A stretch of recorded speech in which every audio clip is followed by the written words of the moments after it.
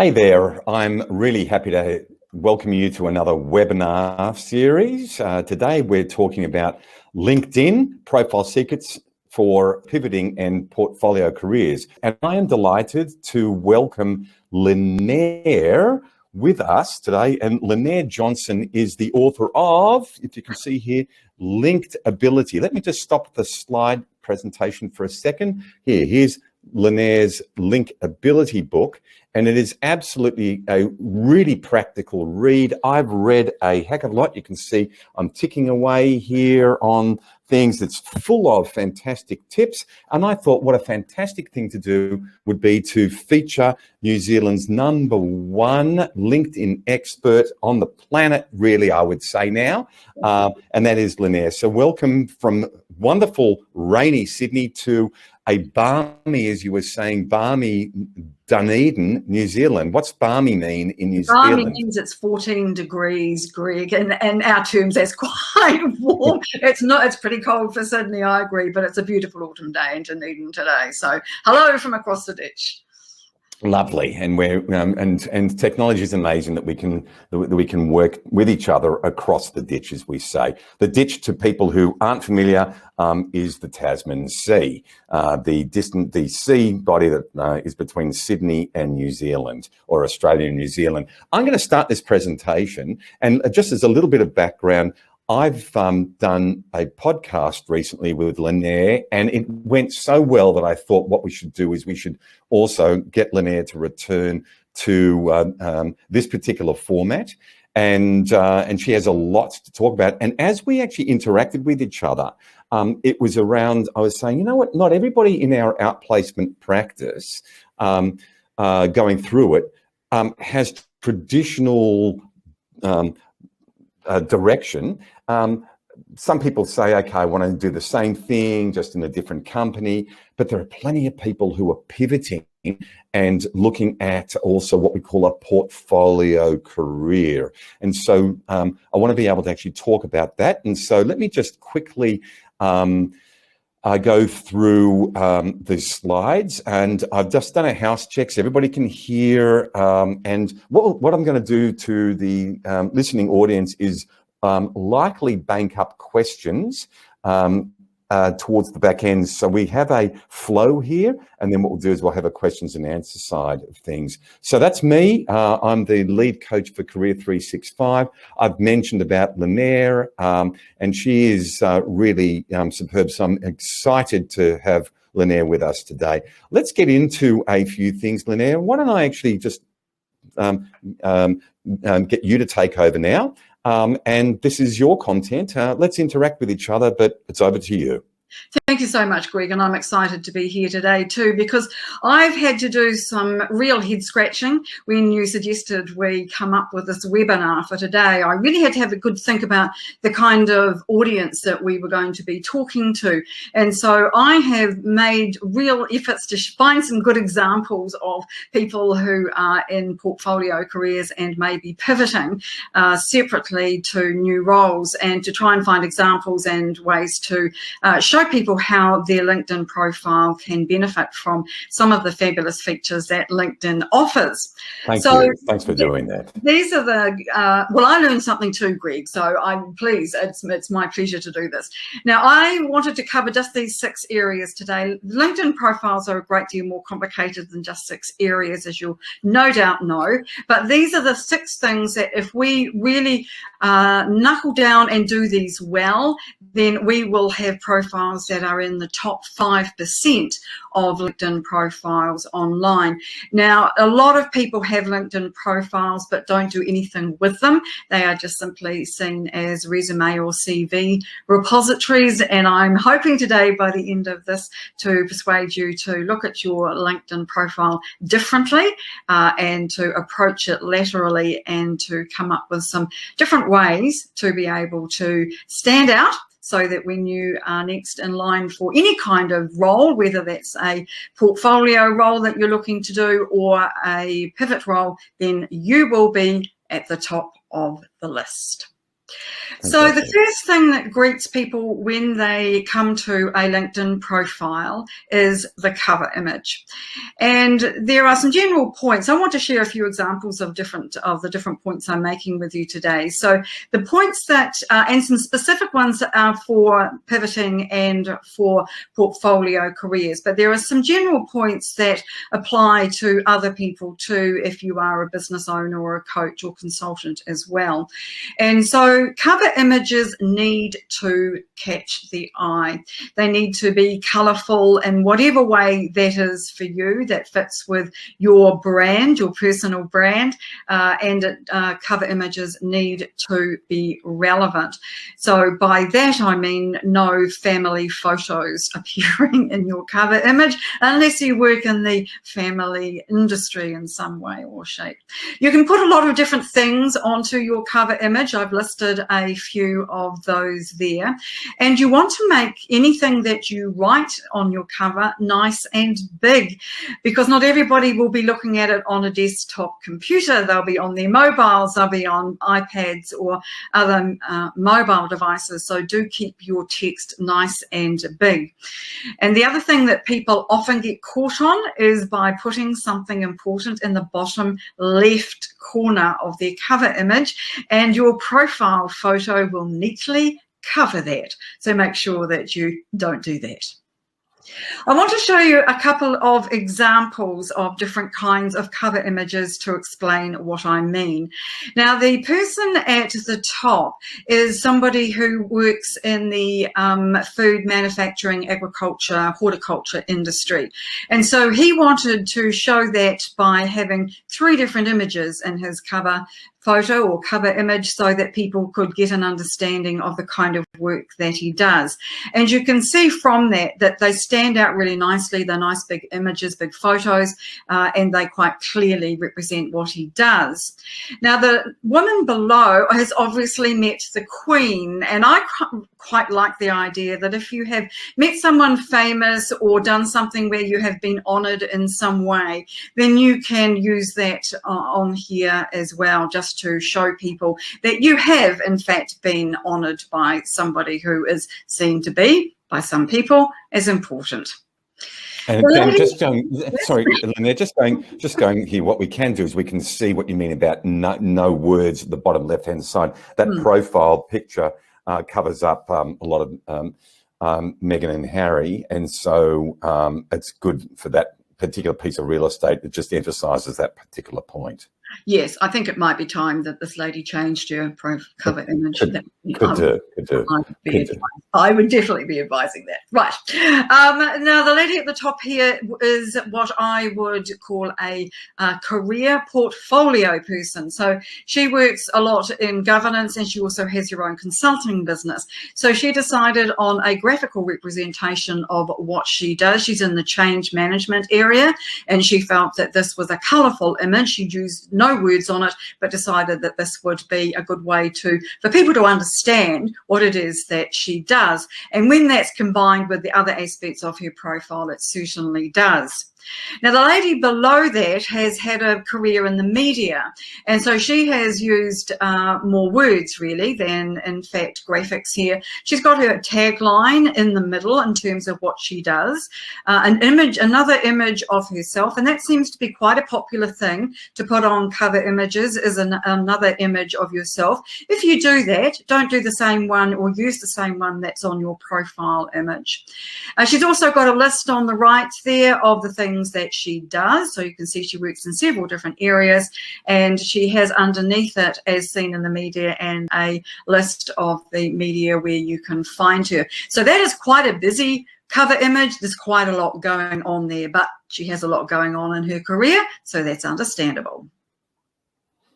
So can I just say, let's try and tangibilize this just a second, because not everybody's clearly a movie, seen in the media, etc. But if we take that learning, say, the one on the bottom, it can be a byline. Doesn't have to actually be just going from left to right. Can be a byline about your benefit statement. Can be a picture of yourself. But that's a nice listing of some things that immediately grab somebody's attention about what portfolio or the benefits that the individual has. You'd say that, Lynette? Absolutely. You could, if you wanted to, Greg, also do the same, but with your skills. So if, for example, you were in governance and leadership and consulting and those kind of things, then, or you wanted to pivot between the two, you could do that too. You could list your skills there, leadership, change management, communication, whatever it is that you felt was important, you could list those there. So I like the cover image, Greg, because it gives you lots of options. And it's entirely your real estate, so you get to decide. So I ought to mention, I think here, that Canva has a number of templates for cover images that are free to use, and so you can make up your own with the correct dimensions just using Canva. It's a great tip. It's a great tip. Okay, moving on. Moving on to headlines. Now, the thing about a headline is that it follows you around LinkedIn wherever you go. Whatever you are doing on LinkedIn, your headline, a bit like your photo, it is always with you. So it's important to really consider this and consider it well. So you need, I think, to be certain of who you are aiming at when you are thinking about your LinkedIn profile. Be sure who your target audience is, who is it that you're really trying to speak to, and then speak to those people. And don't get caught up in all the side issues or other people, trying to be all things to all people. I think being really specific and targeted with your headline will get you the best results by a long chalk. They've in the last year they've been lengthened, so now you can have 220 characters. Bullet points and emojis are very common on headlines. We'll look at some examples in a second, and you can also have some really strange fonts if you want to do that, but I would caution, I think, against using anything too complicated because it needs to be readable. So some examples now. The top one is from a profile where you can see the person is clearly involved in quite a number of different things. I would venture to say that as a new business venturist, they are probably a career portfolio person. They're obviously on different boards and in governance. You can see there that they've chosen to use the same emoji repetitively, and that does stand out. So I quite like that as separating the different parts of the headline. So you can either choose to have a full sentence as a headline, which with 220 characters gets a bit long, to be fair, or you can break it up into segments like these, which is my preferred way to do it. And you can see in the second one, the business advisor, it was his cover image we saw as the first example of that, and you can see here that he has divided it up. He's an advisor, a company director, executive mentor. So there's quite a lot going on for him in his business, and he's able to then specify which industries he's targeting as well. The bottom one has a number of different emojis in it, and I quite like this, but it's a bit busy. This belongs to the lady that we just stopped and had a look at just a moment ago, Greg. So you can see there that she's she and I together chose quite a number of different emojis, but again, all broken up into nice different little segments. Oh, this might look familiar, Greg, to you. The one at the top, I wanted to put yours in here because I felt that you had done a really good job of explaining what it is that you do. So you've mentioned your company name in there, and that's important in lots of cases too. You've mentioned the fact that you are a podcaster and have got a microphone in there. So I think you've done an exceptionally good job of yours. So I just wanted to include it amongst these. Thank you. Underneath, I did take because of your book. I did take your advice, and I changed that. All right. Well, I'm very pleased that you've done such a good job of it. It's really well done. The two underneath are fairly similar in that they use the vertical line, which is a keyboard stroke, to differentiate their separate sections of their profile. Now, the thing that I'm not so fussed about that is that there's no colour in that. And I think that this is a good opportunity to show a bit of visual interest on your LinkedIn profile. And I think that it's important to remember that LinkedIn is become a very visual platform, Greg. It didn't used to be like that. It mostly was all about words, but now there are lots of places where you can add different kinds of imagery and visuals, and I think that makes a lot of sense to do that. If you like that idea, if you don't like it, it doesn't resonate with you, you don't feel that's authentic, then by all means don't do it. Now, I wanted to include the bottom one because I quite like the way that he has moved from talking about the results that he gets or what he does for people. He solves problems and he's into customer success. And at the bottom, he goes through the different things he does. He's an engineer, he builds tiny homes, etc. But he's also a handyman and does maintenance services. And so that seems to me to be exceedingly broad. Now, whether or not he has got this around the right way and whether that's the important way for him, and that the maintenance services, which could well be the major component of his work or his business, are at the end, I'm not certain. But I like that because it seemed to take you on a journey through his profile or through his business life, if you like. And that really did, I'd never seen that before until I was doing research for today, and I quite like the look of that one. Now, I wanted to mention specifically how you might write a headline if you are wanting to pivot careers, because this is quite a hard one. We've looked at quite a number of examples of people who have got portfolio careers, but what do you do if you're wanting to move into something completely different altogether? Now, I chose these two headline or heading cover images and headlines to show you, because these are actually of young women who are on the New Zealand Girl Boss program, which develops women in science and maths for leadership roles when they are still at high school. And so partly this is to show you it's never too early to start a LinkedIn profile, but also to show you that they have used the word future in their headlines. Now, I think that's quite a good word. When I was looking it up, I found that there are several others that mean similar kind of things, and you're wanting to move from one thing to another. And the other word I really liked was aspiring. So if you're working in a field at the moment, but you want to move into something else, saying that you are an aspiring something, engineer or physicist in these two cases, that would work really well in a headline, because it's very clear then that you want to move from one kind of area or role to another. So I've included a few other ideas in terms of words there that you might like to have a look at as well. Is there anything, Greg, that you can think of that might sit nicely in a headline that would indicate that people were thinking of moving into something else? I think that those 5 words there are extremely good. A lot of the training that we give talks about like highly credible, highly capable, and so on. But I love the idea that these young ladies in the Girl Boss program, the aspiring or future, I love those terms, and it's encouraging for anybody that wants to be able to pivot, who wants to pivot into a particular area, to know that they're signaling right up front that these are the things that they're looking to do. So I like those five words. I think they're very powerful. Maybe in the chat window, I can get some indication from other people, and we can circle back to that a bit later on. Sure, that sounds fantastic. Lovely. The About section. Now, this is where a lot of people come unstuck, because it's very difficult to write about yourself. So I'm going to share a couple of formats with you that I think will help you really pull this together. Now, I did want to check with you, Greg, are we making the slides available to people afterwards so that people can see some of the ideas that I'm sharing here? I didn't ask you that. Well, we could do that. So if people want to do that, they can go to us through inquiries at career365.com.au. All right, that's fabulous. Okay. Or it might be in the show notes, but one way or the other, they can have that. Yeah. Fabulous.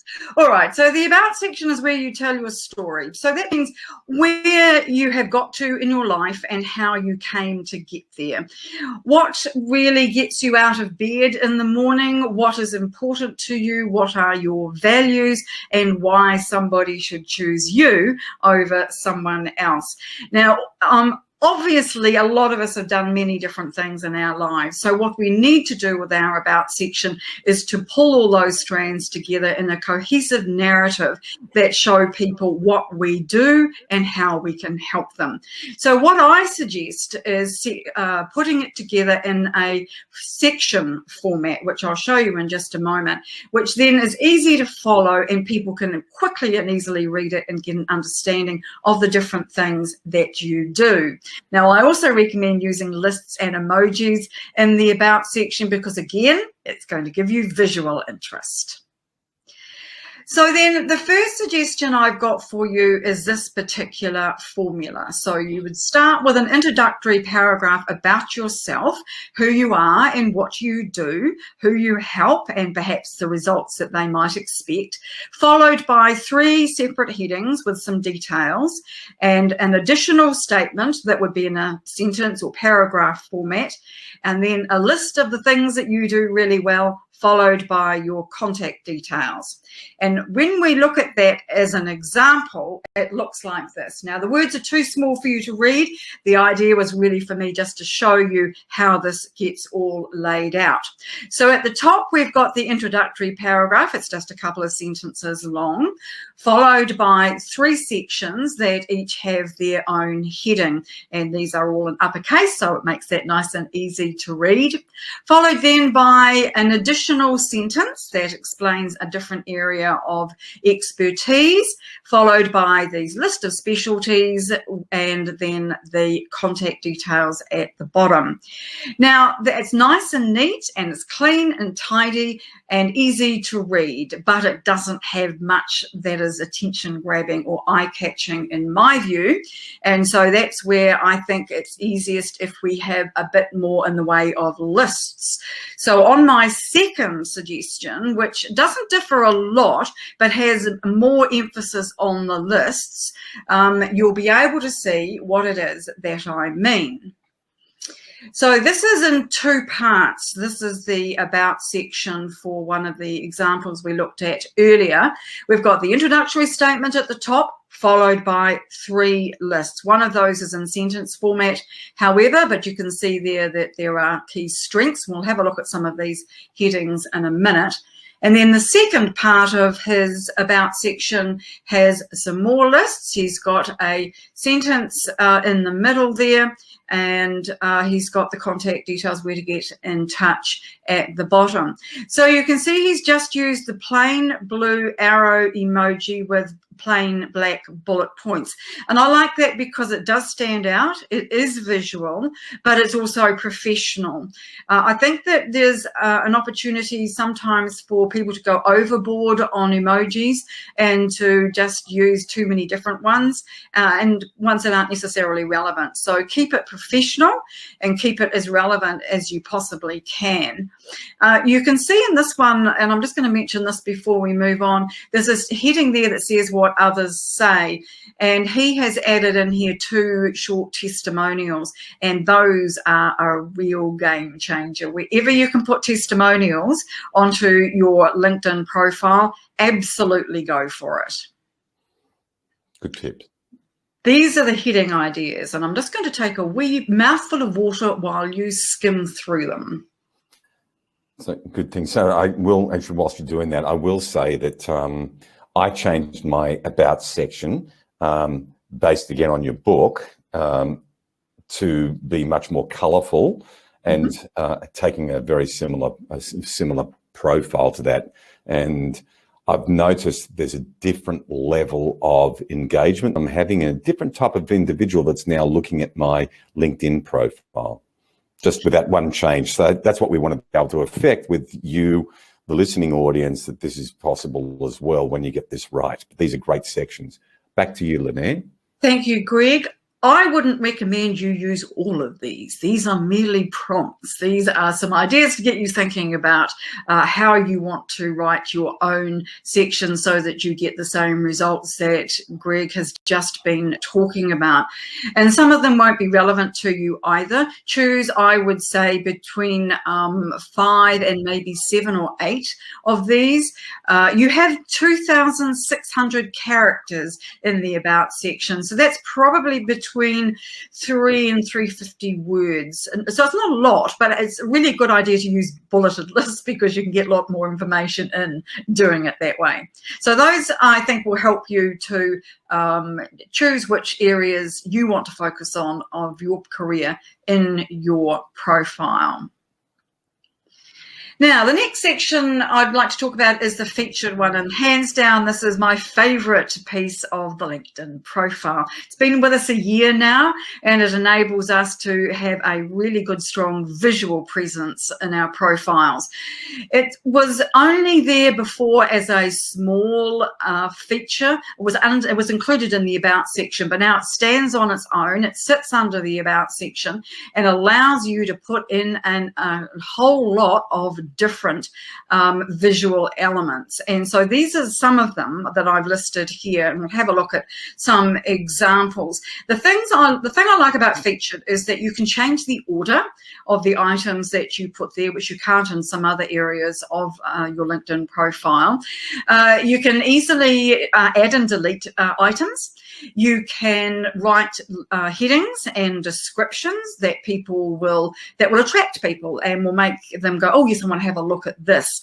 And you've got an awful lot of different things that you can choose from. So let's have a look at some of those, and let me give you some examples. Now these are taken from my profile, but I wanted just to give you an overview of the different things that you could have here in your featured section. So the top one is an image, and that's just a promo for my book, which Greg has already mentioned at least twice. Thank you so very much indeed. That's all it is. It's just an image of the book. The second one is an article that I have published on LinkedIn, and you can see that underneath the image there, it tells you a little bit about the engagement that the article has had. It's also got there that it has the heading and what the article is all about. The next one is a video. Guess what? That's a promo for my book. The bottom one is an ebook that I give away for people who want to know how to compile or put together, or create even a compelling LinkedIn profile. But wait, there's more. Steak knives. Steak knives, yeah. Definitely you can't put steak knives up here, but try. I have a link to my website. I have put a testimonial that appears in my recommendations in here, and I've turned it into an image. I have put an event in there that is upcoming, and also a LinkedIn post. I just put that in there to show you how LinkedIn posts can be added to your profile. And when you put up your post, the three-dot menu in the top right of the post will allow you to pin it to your featured section. So you can do all of those things and probably a great deal more. So make the most of the featured section, because I think there's an awful lot that can be done with that. Can I hop in there just quickly? Because it's a new section featured. Yes. More or less. So does that, do you know if it auto-populates or okay, so you have to actually go into a section to add a new section. It's the part of LinkedIn which says add a new section. Is that correct? Yes. Absolutely. And that all sits in the top of your profile in what's called the introduction card.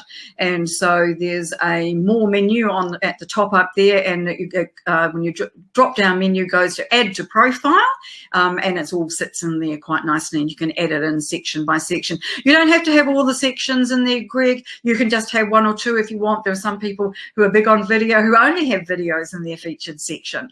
But the idea, I think, is to make it visual. That's what's important as far as I can see, is so that it stands out. When somebody's having a quick look at your profile and scrolling down through it, you want something that reaches out to them and makes them go, oh, I want to stop and have a look at this. Yeah. All right, the experience section. This is where it gets really interesting, I think, for people who are in portfolio careers or pivoting, because there are a few different ways that you can do your experience section that most people don't know about and haven't thought to do. So that's what we're really going to have a look at for the next few minutes. So the main thing here is not to make it look like a CV. You want to do something that's slightly different. The second point on this list is to always have something that's current. Excuse me. By that I mean, you don't want somebody to look at your experience section and see that you do not have a current role. If you don't have a current role, choose something else, something like consulting, as I've mentioned here, mentoring, freelancing, or education. Think laterally about how you might do that. What you're wanting to do is to show people that you're busy, that you're helping other people, that you're learning perhaps, you're learning some new skills. Don't think of experience just as meaning jobs. Think of it as meaning the experience in the broader outlook, if you like, so that you've taken anything that you might have done throughout your years of working, whether or not that has been paid or whether it has been volunteer, because it's all experience in my book. So just to punctuate on this, because a number of the people who are watching this are in between roles, and I want to make sure that we're really nailing this particular concept here, Linaire. So a number of people watching this particular presentation will be people who have been, say, made redundant. They're in between something that they're working out and their next role. So let's just reiterate that. What would you recommend that they do in that circumstance? Well, my suggestion would be that if they are retraining, then they put that in as their current experience. They might not want to call it retraining, although it does tell people they're looking to move into a different role. And don't forget, if you are pivoting into something new, then you want people to be seeing and understanding that you are ready and capable for that.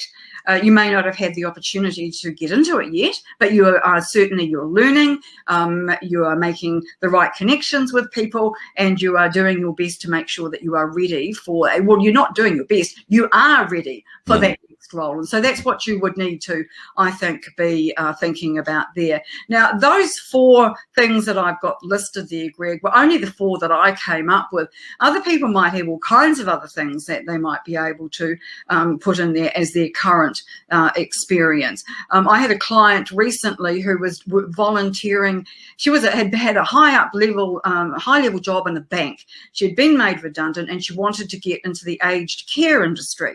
So what she did was she went to her local retirement village, volunteered there.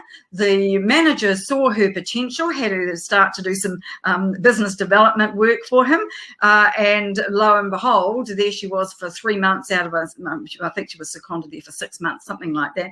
So she wasn't being paid, but she was working in the industry that she wanted to move into.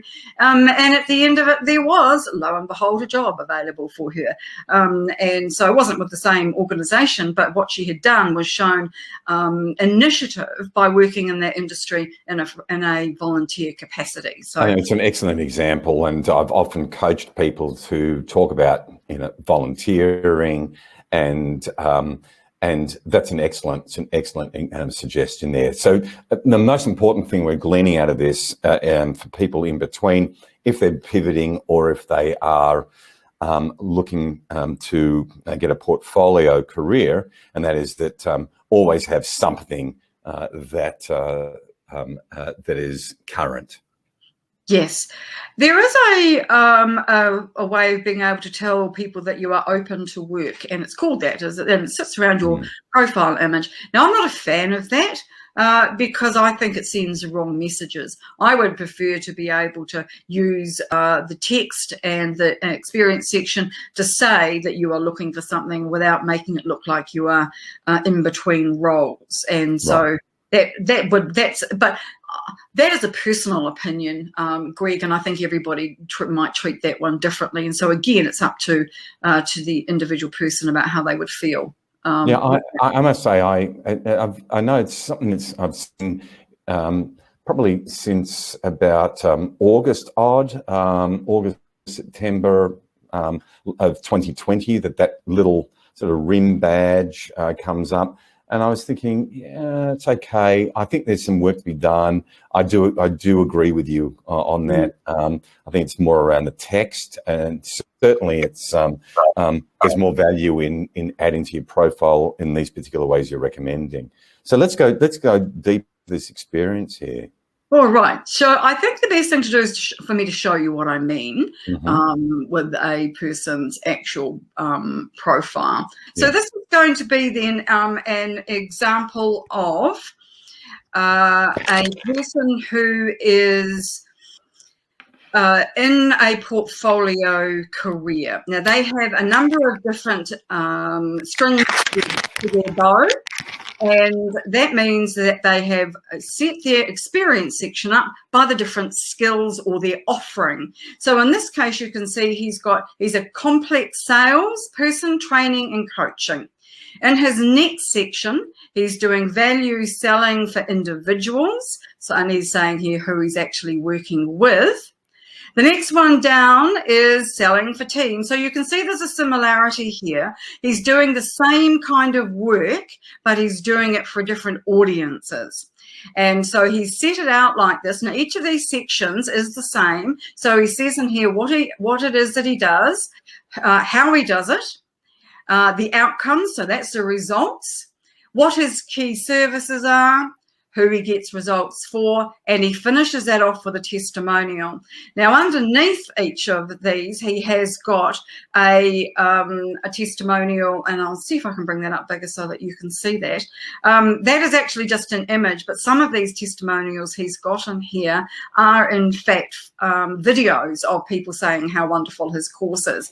So you can see that it's possible to add in media at the bottom of each of these sections. And I would encourage you to do that, to find a website that you can add in, or a testimonial of for yourself. It might be a certification, an image of some sort that works with each one of your jobs. You can see down here he's got 2 more testimonials and a couple down here even more. So each of these sections is the same, but he differentiates each one by what it is that he does.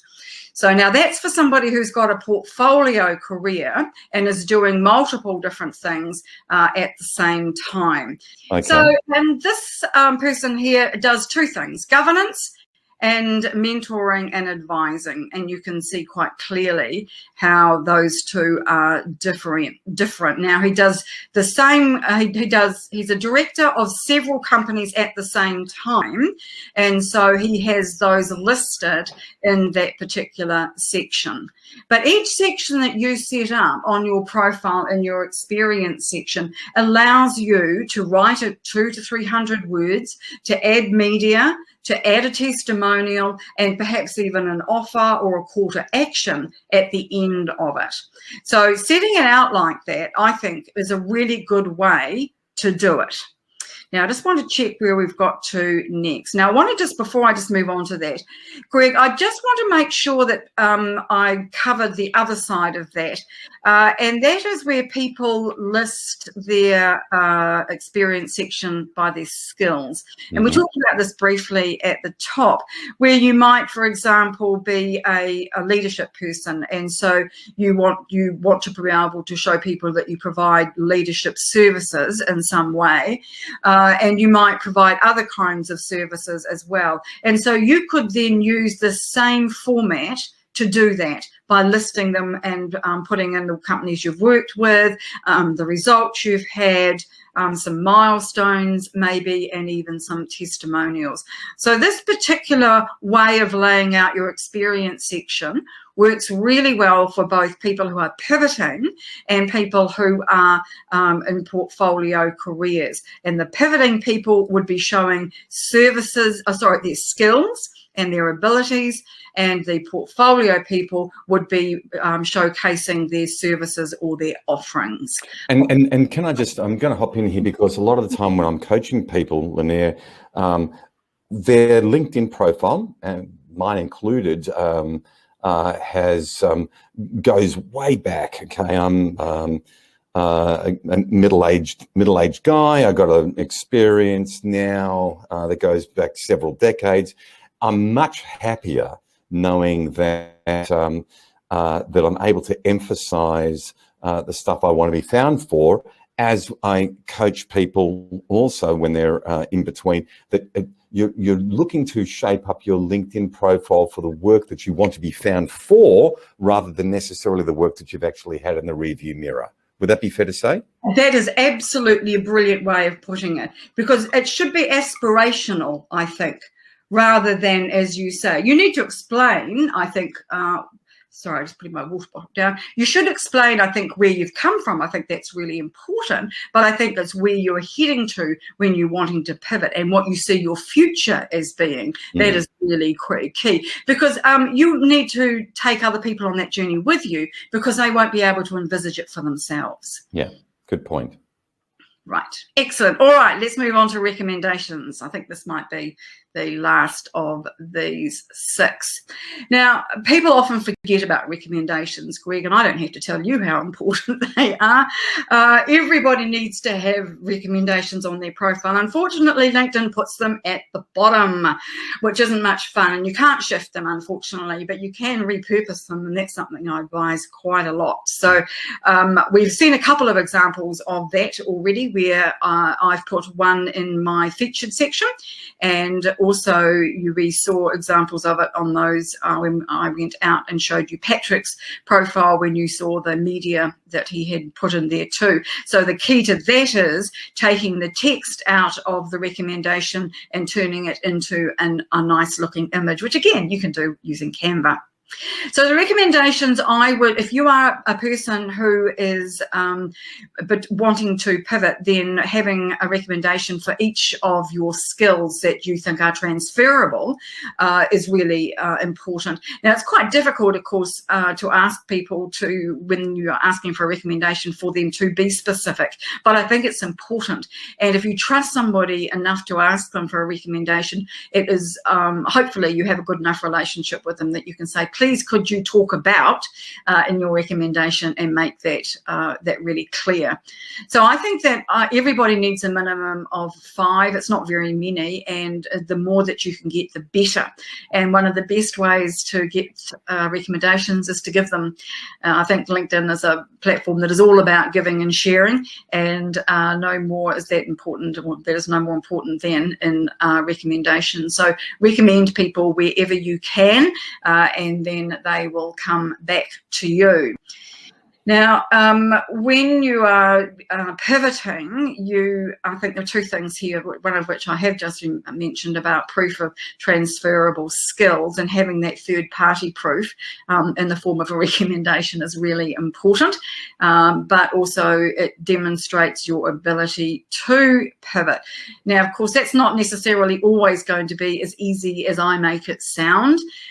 So it will be a matter of finding the right people to provide you recommendations, and that might take a bit of lateral thinking as well. If you have a portfolio career, I would recommend that you only display the relevant recommendations. Anything that's not to do with what you're currently doing or offering, I don't see the relevance in having that there, because it'll only confuse people. And so if you match that to your areas of your profile, to your experience section, so that if you've worked in different roles for different companies, then you can add in, or ask people to add in, where it was that you worked for them. Now, the problem with recommendations, and I'm afraid I have no solution for this, is that it displays them chronologically by the most recent.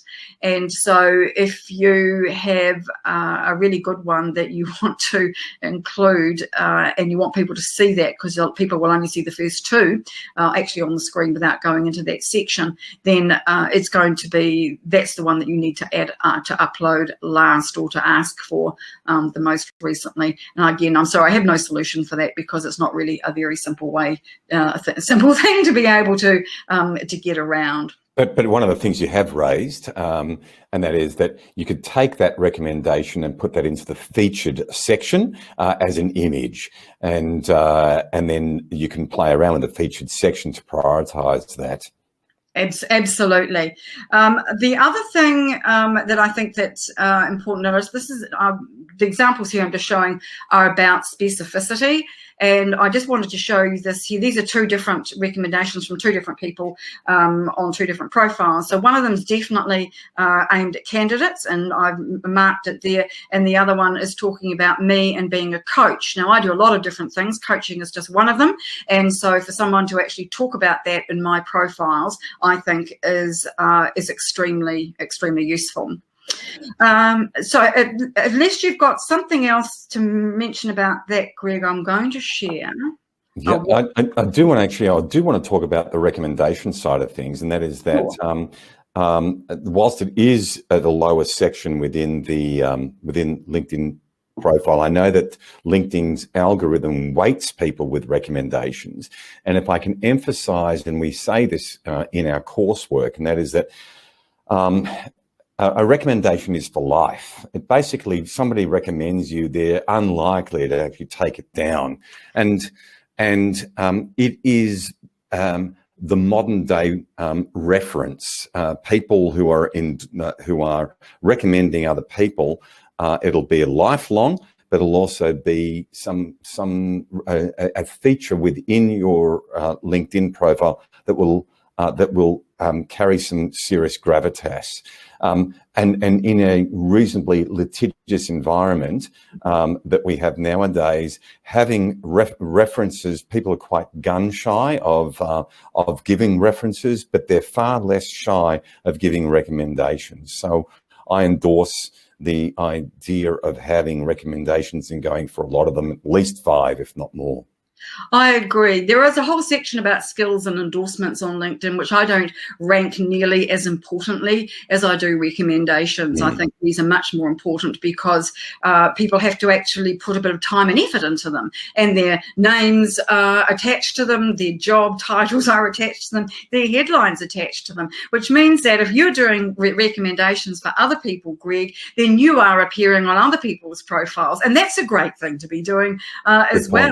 Get your name and face seen in other places on LinkedIn, and I'm all for that, I can tell you that. Now, I want to share with you and so the things that are missing from this that I think are worth pointing out, because they are important in everybody's profiles and the way we've been discussing today, is with the link between her two very unrelated careers and why she moved from one to the other, and anything about the skills that she took from one to the other as well. We know nothing about her current role. Her about section is written in the third person. Now, I didn't mention this when we were talking about it, but my suggestion is to always write your about section in the first person. Make it all about me and I, rather than he, she, or they. I think it's much more friendly and more personable, and it really reaches out to people much better. So by having her headline nearly as a job title, she's wasted about 150 characters. She really has, for somebody who's been in the public eye for so long, she has a very poor network. And if you're in real estate, one of the things that you know is that you need to have a large network, which seems unfortunate. And there's no indication at all about who she helps and how. Plus, she has no featured section. What a waste of an opportunity, Greg. And I think that it was a real shame. She could have done so well with that, but she decided not to. So those are the 6 sections that we have looked at today. There are more, and I'm very happy to have other discussions around other areas of that at any time that anybody would like to. Okay, fantastic. So, well, that's a really strongly action-packed presentation that we've done together, Linnea. There's an enormous amount in there. Some of the things that are really apparent in that are the featured section.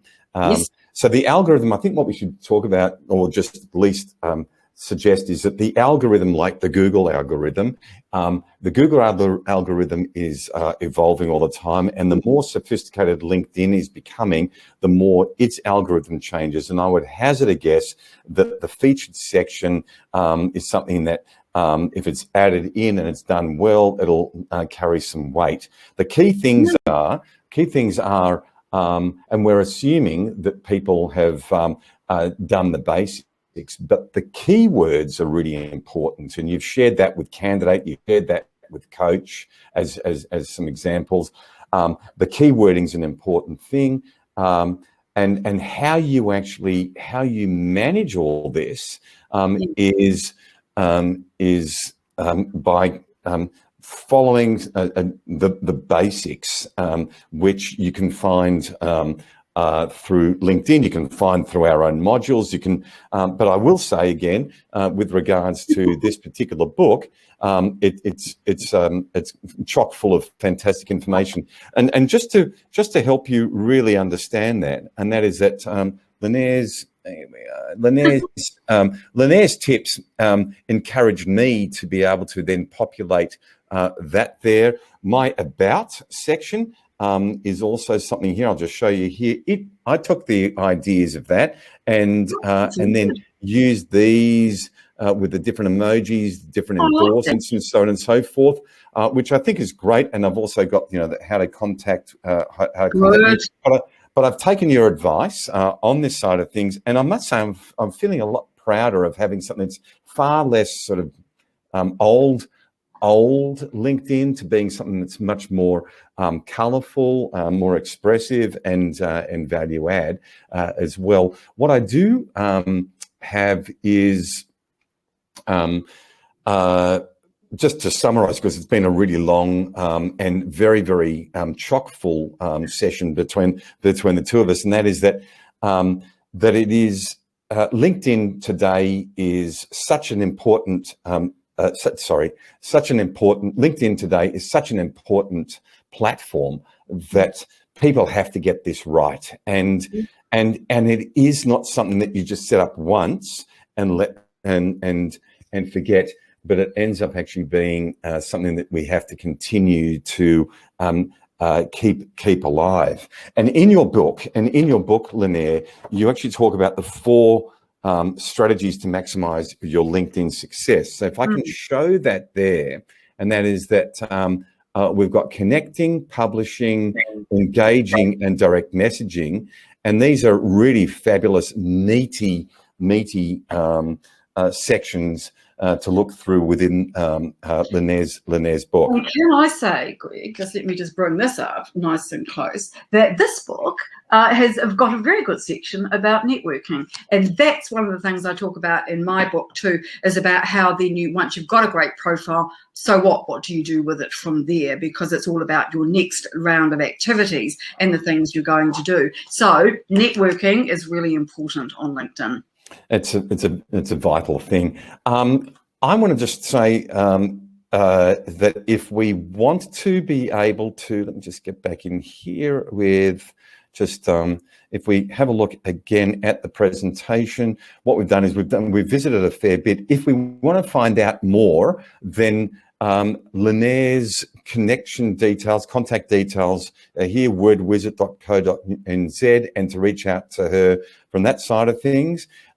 If you want to connect with Linnea this way, then that's also an opportunity. I think that this today's been absolutely sensational. If you want to find out about us, and reach out to me, you can have a look at these books through that particular URL as well. We'll be updating that once we launch our new website rather shortly. So by the time people might see this, it might already be up. But at the end of the day, through Career 365, you'll be able to actually find those out. And I do think we're actually running out, but I've had running out of time. But I have had a number of questions which I've weaved into the presentation today. So there we are. I want to just say thanks so much to you, Linnea, for really having spent some really quality time with me today and with the audience. And for people to be able to